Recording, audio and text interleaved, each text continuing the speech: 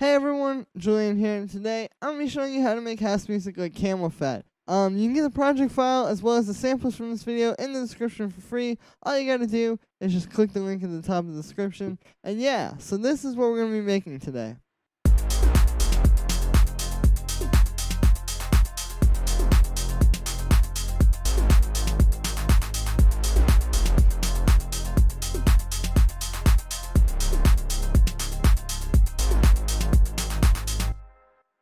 Alright, so I'm just gonna take you layer by layer. The first one here is this kick, which sounds like this.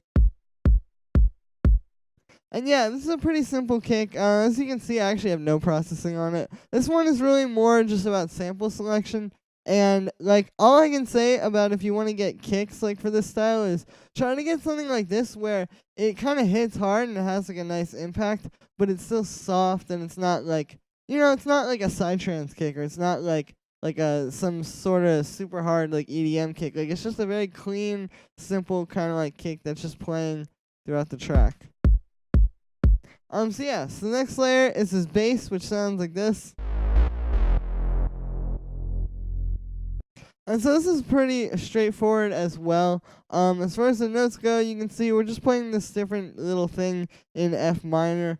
It just kind of goes through. This is kind of how I hear a lot of CamelPhat's basses. Like, it seems like he tends to write them in this kind of way where it's like, a quick thing at the start and then kind of like longer held out notes. And then another quick thing after like either 2 or 4 bars. So I recommend, trying to write those kind of bass lines. And yeah, as far as the synth sound goes, it's pretty straightforward as well. It's basically just, I made it with wavetable. It's a saw wave, and then the sub.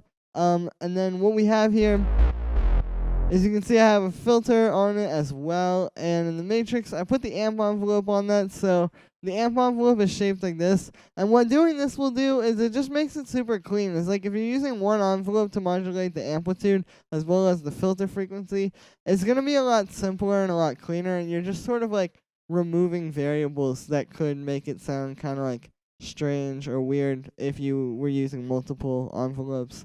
So yeah, and then all I did after that was I turned on the unison a little bit. I have it on 7 voices and the amount is there.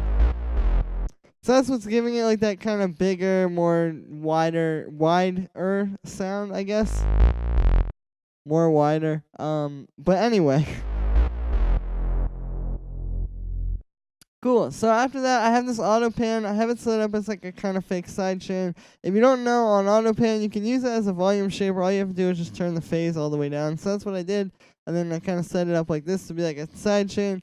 And then after that, I just have an EQ8 on there, just cutting out some like low mids. It just kind of makes it sound a little cooler, I think.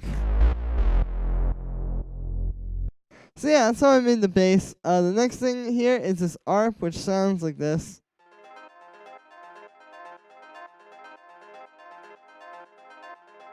So the way I made this is it's playing an F minor chord. It's got this little arpeggio going on, I guess, with those 2 little notes on top, and then this is the regular F minor chord.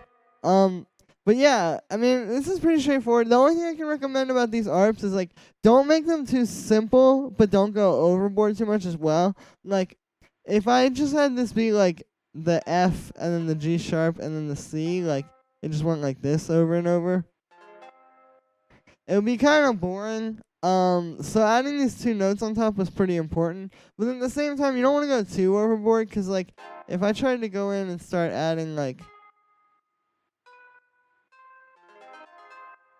that's a little bit too much, So it's like, it's important to get the balance. And also, you gotta keep in mind the rhythm as well. Like, this is a cool rhythm because it restarts after, it's sort of like imperfect. Like, it doesn't just have 4 notes, it has 5, and then it restarts. So I recommend trying to do kind of things like that. Like, try making like an odd number of notes and all that kind of stuff, because it's gonna make it a little bit more interesting. So yeah, now for the sound, it's just something I made in analog here. We have a saw wave. I use a little bit of sync on that. The ratio is at 31. I have the white noise on as well. And then that's going into a low pass filter, which has a little bit of an envelope on it.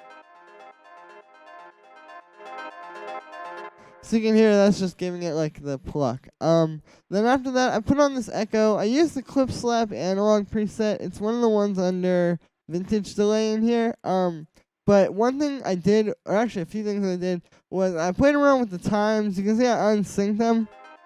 So that makes it a little bit more stereo. And then I also turned this input down because on the clip slap analog, I'll show you, that input is up and it's kind of annoying. It gets like, it's very loud and distorted. And then yeah, I put it on the dry wet a little bit.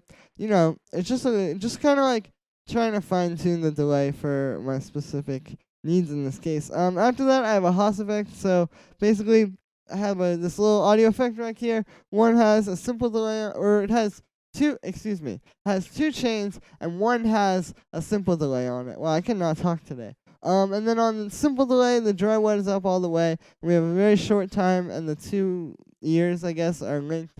And this is what gives you the Haas effect. So you can hear it's kind of just like, well, it is just making it stereo and making it really wide. And like without this, I felt like it was kind of missing something. Whereas now, it really fills everything up. And the thing is, too, is like there isn't a lot of melodic stuff in here, so you kind of have room for this one thing to be like a little bit bigger and wider. Yeah, and then after that, I have another fake sidechain auto pan, just like the one that was on the bass. And then we just have an EQ8 doing a bit of a low cut. Because sometimes echo can add a little bit of noise in the background and like low end. So the next thing here are really, I'll just show you like all of these drums together. This is just pretty much like the drum loop.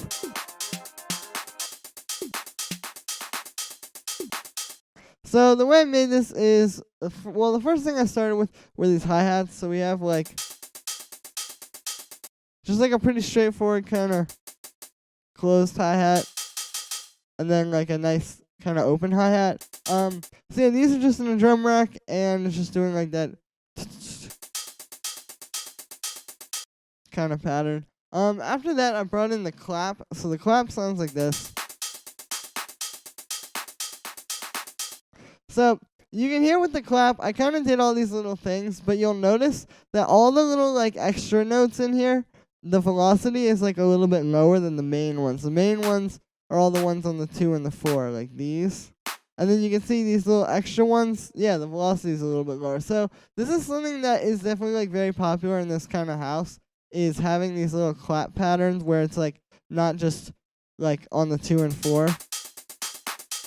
Like, you know, you got little stuff in there like that. So all I can recommend is just play around with stuff, and like really honestly, like you can even take this pattern. Like I said, the samples from this video are free, so you know, you feel free to play around with this one.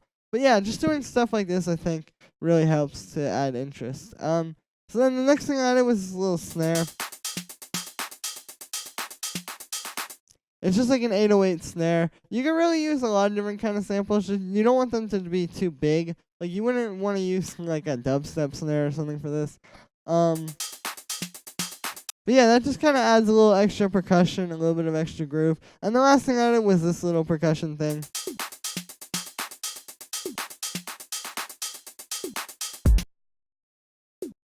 It's just this little sound. So yeah, so that's really the whole thing. Like I said, the main things to think about here are like the bass line and the ARP are really, really important. Those are definitely kind of like the driving, you know, things in this kind of like really synthy house. And then like with the drum samples, just kind of like finding the right ones that fit together.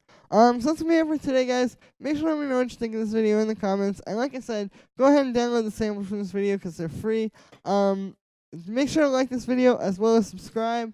And check out my social media in the description. Thanks again, guys, and I will see you again tomorrow with another tutorial.